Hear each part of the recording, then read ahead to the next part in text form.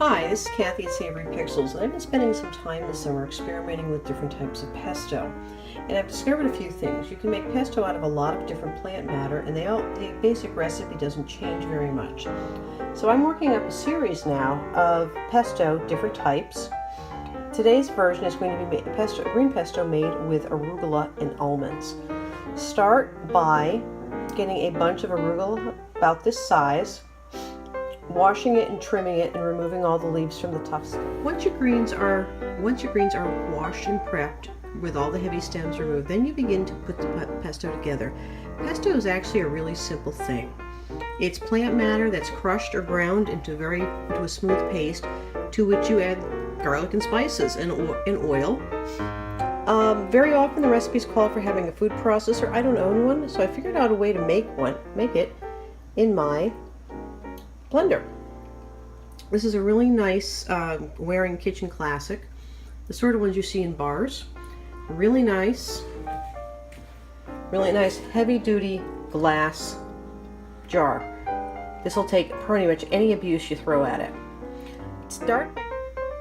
In the bottom of this blender is 1/3 cup of sliced blanched almonds, 3 teaspoons of crushed garlic, approximately 1/4 cup of good extra virgin olive oil, about a 1/2 teaspoon of salt, about the same, a 1/2 teaspoon of fresh ground pepper, and now I'm going to run it through the blender to mix it up into a paste. Once all your ingredients are inside the blender jar, cover it, put it on the base, and process it for probably 30 seconds to a minute to get everything into a smooth paste. All the ingredients, the nuts and the oils and spices blended together. At this stage, you're going to add a tablespoon of lemon juice and all of your washed, prepared arugula. After your greens are placed in the blender jar, pack them down. This is the secret to getting this done. You're going to keep packing the leaves into the paste at the bottom as you work the blender. That's how it breaks down and becomes that paste that we put on our spaghetti. Here's the pesto in progress working through the blender. You can see that the leaves are starting to tear up and get covered with that oil and nut and garlic paste at the bottom. Just keep mixing, pushing down the greens with a spoon or a spatula.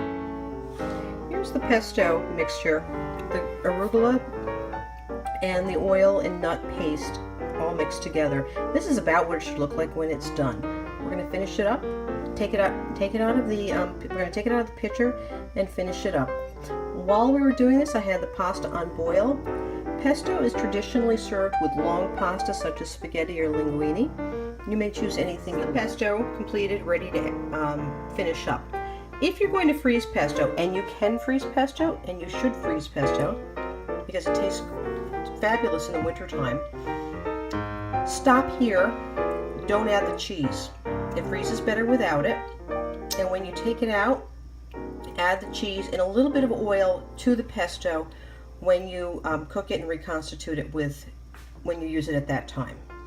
Otherwise, at this point, add about 1/4 to 1/3 cup of good grated Parmesan cheese and perhaps a little bit of oil if it needs it to keep it flowing. It should have the consistency of soft butter. Throw it on hot cooked pasta and you're ready to go. Dinner in a 1/2 hour.